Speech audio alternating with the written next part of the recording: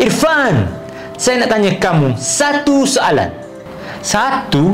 Confirm Yelah. Apa soalan dia, cikgu?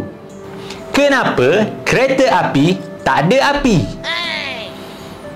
Sebab dia tak bayar bil elektrik. Salah. Sebab kereta api tak main strik.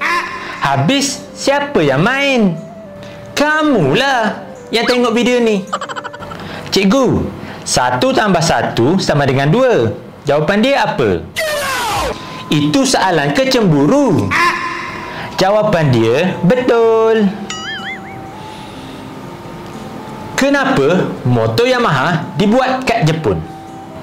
Sebab kalau buat kat Indonesia, jawapan dia, ya ampun.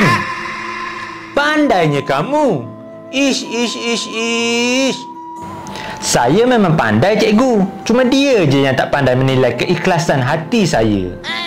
Irfan, saya nak tanya kamu, buah apa yang suka berkawat? Entahlah, cikgu. Buah kiwi lah. Kenapa? Sebab dia kiwi kanan.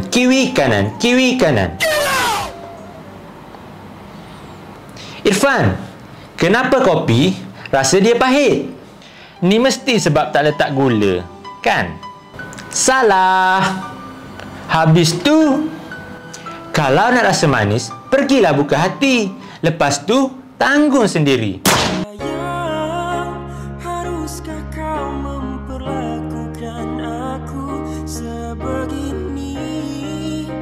Apakah salah diriku ini terhadapmu, sehingga engkau sanggup menduakan cintaku?